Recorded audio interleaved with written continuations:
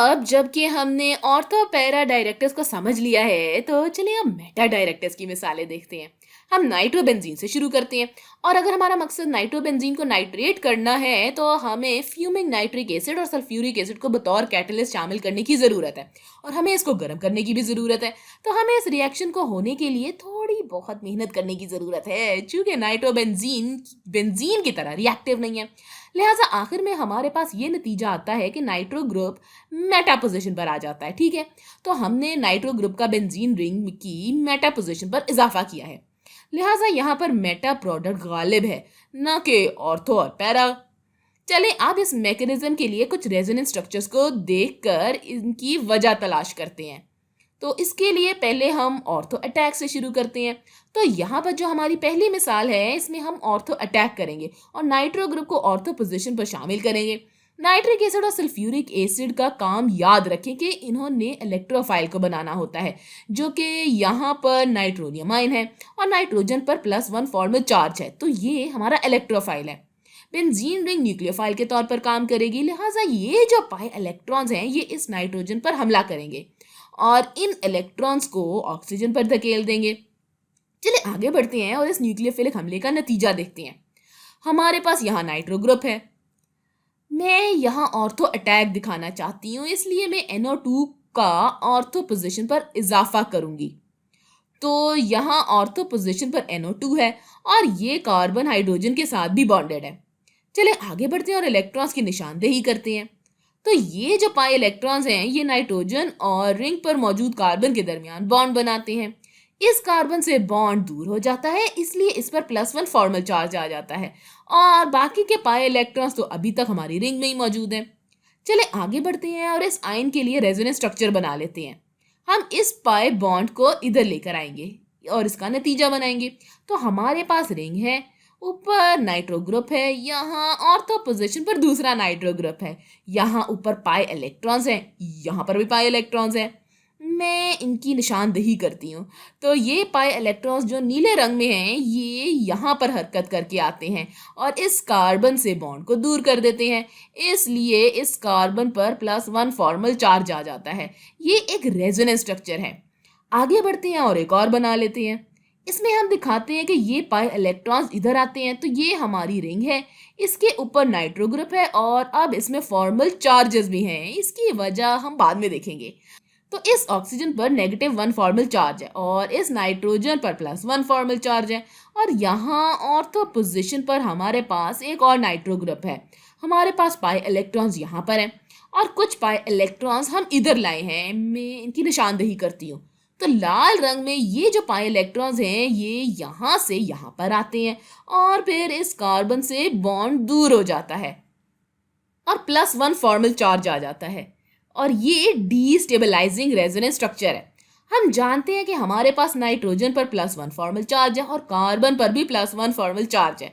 एक जैसे चार्जेस एक दूसरे को रिपेल करते हैं, जिसकी वजह से ये रेजोनेंस स्ट्रक्चर डीस्टेबलाइज होता है।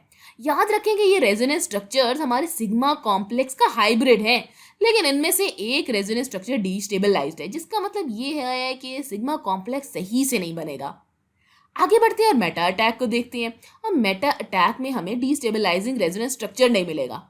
चले एक दफ़ा फिर नाइट्रोबेंजीन और नाइट्रोनियम आयन को ही देखते हैं और इस बार हम मेटा अटैक करेंगे। अगर इस बार हम नाइट्रो ग्रुप का इजाफा मेटा पोजीशन पर करना चाहते हैं, तो एक दफ़ा फिर मैं इन पाई इलेक्ट्रॉन्स का इस्तेमाल करूंगी। लिहाजा न्यूक्लियोफाइल इलेक्ट्रोफाइल पर हमला करता है और ये इलेक्ट्रॉन्स ऑक्सीजन पर आ जाते हैं। तो इसके नतीजे में बनने वाला कार्बोकैटायन बनाते हैं। हमारे पास यहाँ नाइट्रो ग्रुप है और इस दफ़ा दूसरा नाइट्रो ग्रुप हमने मेटा पोजीशन पर शामिल किया है और इस कार्बन के साथ हाइड्रोजन भी लगा हुआ है। ये पाई इलेक्ट्रॉन्स कार्बन और नाइट्रोजन के दरमियान बॉन्ड बनाते हैं और इस कार्बन से बॉन्ड को दूर कर देते हैं, जिससे इस कार्बन पर +1 फॉर्मल चार्ज आ जाता है। हमारे पास बाकी के पाई इलेक्ट्रॉन्स यहाँ पर हैं। तो ये हमारा पहला रेजोनेंस स्ट्रक्चर है। दूसरा भी बना लेते हैं। मैं इन पाई इलेक्ट्रॉन्स को यहाँ से यहाँ पर लेकर जा सकती हूँ। तो अगला रेजोनेंस स्ट्रक्चर बनाते हैं। ये हमारी रिंग है, ये इसके ऊपर नाइट्रो ग्रुप है और दूसरा नाइट्रो ग्रुप मेटा पोजीशन पर है और हाइड्रोजन इस कार्बन के साथ लगा हुआ है। यहाँ पर भी पाई इलेक्ट्रॉन्स हैं और यहाँ पर भी पाई इलेक्ट्रॉन्स हैं। मैं हरकत करने वाले पाई इलेक्ट्रॉन्स की निशानदेही करती हूँ। तो ये वाले पाई इलेक्ट्रॉन्स यहाँ पर आते हैं और इस कार्बन से बॉन्ड को दूर करते हैं, जिससे इस कार्बन पर +1 फॉर्मल चार्ज आता है। हम और भी रेजोनेंस स्ट्रक्चर्स बना सकते हैं। इन पाई इलेक्ट्रॉन्स को इधर से इधर ले जा सकते हैं। तो इसका नतीजा बना लेते हैं। हमारे पास रिंग है और ऊपर वाली कार्बन पर नाइट्रो ग्रुप है और दूसरा नाइट्रो ग्रुप मेटा पोजीशन पर है। एक दफा फिर हमारे पास हाइड्रोजन है, पाई इलेक्ट्रॉन्स हैं और वो इधर हरकत करके आने वाले पाई इलेक्ट्रॉन्स हैं।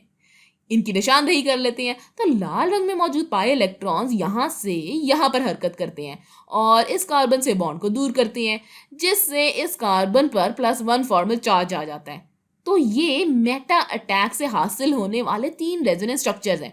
गौर करें कि हमारे पास कोई भी डिस्टेबलाइजिंग नहीं है।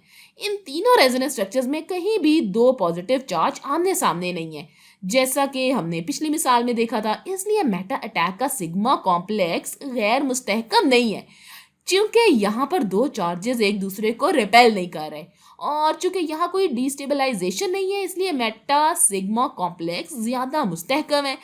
इसलिए नाइट्रो ग्रुप मेटा डायरेक्टर के तौर पर काम करता है। आगे बढ़ते हैं और पैरा अटैक करते हैं, ताकि आप देख सकें कि पैरा अटैक से भी ऑर्थो अटैक जैसी ही सूरत हाल सामने आती है। अगर मैं नाइट्रो ग्रुप को पैरा पोजीशन पर शामिल करना चाहती हूँ, तो अब की बार मैं ये पाई इलेक्ट्रॉन्स को इस्तेमाल करूंगी। तो न्यूक्लियोफाइल इलेक्ट्रोफाइल पर हमला करता है और इन इलेक्ट्रॉन्स को इधर भेज देता है। तो हमारे पास इधर नाइट्रो ग्रुप है, पाई इलेक्ट्रॉन्स है और पैरा पोजीशन पर दूसरा नाइट्रो ग्रुप है। ये जो मैजेंटा रंग में इलेक्ट्रॉन्स है, ये कार्बन और नाइट्रोजन के दरमियान बॉन्ड बनाते हैं और इस कार्बन से बॉन्ड को दूर कर देते हैं, जिससे इस पर +1 फॉर्मल चार्ज आ जाता है। अब एक और रेजोनेंस स्ट्रक्चर बनाते हैं, जिसमें ये पाई इलेक्ट्रॉन्स इधर से इधर हरकत करके आएंगे। हम आगे बढ़ते हैं और दिखाते हैं। तो हमारे पास रिंग है और इस बार मैं नाइट्रो ग्रुप पर फॉर्मल चार्जेस बनाऊंगी। ऑक्सीजन पर नेगेटिव चार्ज है, इस नाइट्रोजन पर +1 फॉर्मल चार्ज है और पाई इलेक्ट्रॉन्स इधर है और दूसरा नाइट्रो ग्रुप पैरा पोजीशन पर है और कुछ पाई इलेक्ट्रॉन्स इधर हैं। मैं इनकी निशानदेही कर देती हूँ। तो ये जो नीले रंग में पाई इलेक्ट्रॉन्स हैं, ये यहाँ पर आते हैं और इस कार्बन से बॉन्ड को दूर करते हैं और इस पर +1 फॉर्मल चार्ज आ जाता है और ये हमारा डिस्टेबलाइजिंग रेजोनेंस स्ट्रक्चर है, क्योंकि पॉजिटिवली चार्ज कार्बन और पॉजिटिवली चार्ज नाइट्रोजन एक दूसरे के आमने सामने हैं और एक जैसे चार्जेस एक दूसरे को रिपेल करते हैं। ये एक डिस्टेबलाइजिंग रेजोनेंस स्ट्रक्चर है, जो कि यकीनन पैरा सिग्मा कॉम्प्लेक्स को भी गैर मुस्तहकम करता है। सिर्फ इसको मुकम्मल करने के लिए मैं एक और रेजोनेंस स्ट्रक्चर बना सकती हूँ। मैं इन पाई इलेक्ट्रॉन्स को इधर लेकर जा सकती हूँ। तो अब तीसरा रेजोनेंस स्ट्रक्चर बनाते हैं। ये रिंग है और ये नाइट्रो ग्रुप है और ये पाई इलेक्ट्रॉन्स है और पैरा पोजीशन पर नाइट्रो ग्रुप है। आगे बढ़ते हैं और इन इलेक्ट्रॉन्स की निशानदेही करते हैं। तो ये जो लाल रंग में इलेक्ट्रॉन्स हैं, ये यहाँ से यहाँ पर हरकत करते हैं और इस कार्बन से बॉन्ड को दूर करते हैं, जिससे इसके ऊपर +1 फॉर्मल चार्ज आ जाता है। याद रखें कि सिग्मा कॉम्प्लेक्स इन तीनों रेजोनेंस स्ट्रक्चर्स का हाइब्रिड है और चूंकि हमारे पास एक रेजोनेंस स्ट्रक्चर डिस्टेबलाइज्ड है, इसलिए ये सिग्मा कॉम्प्लेक्स बनेगा ही नहीं। इसलिए मेटा अटैक को तरजीह दी जाती है। अब जल्दी से एक और तरीका देख लेते हैं, जिससे हम मेटा डायरेक्टर्स को पहचान सकें। तो इस मिसाल में हमने देखा कि हमारे सब्स्टिट्यूएंट के पास एक एटम बतौर पॉजिटिव चार्ज है, जो कि बिल्कुल हमारी बेंजीन रिंग के साथ है। तो एक मेटा डायरेक्टर को देखने का और तरीका ये होगा कि हम इधर वाई सब्स्टिट्यूएंट लिखेंगे, जो कि बेंजीन रिंग से बराह रास्त बॉन्डेड है। तो एक एटम बेंजीन रिंग से बराह रास्त जुड़ा हुआ है। अगर इसके पास +1 फॉर्मल चार्ज होता है, तो जैसा कि हमने देखा, ऑर्थो और पैरा अटैक के लिए रेजोनेंस स्ट्रक्चर डिस्टेबलाइज होगा। इसलिए हम मेटा अटैक को तरजीह देंगे। इसलिए अगर यहाँ पर +1 फॉर्मल चार्ज हो, तो आप आसानी से मेटा डायरेक्टर को पहचान सकते हैं। अगले वीडियो में हम दूसरे मेटा डायरेक्टर्स को मजीद तफसील में देखेंगे।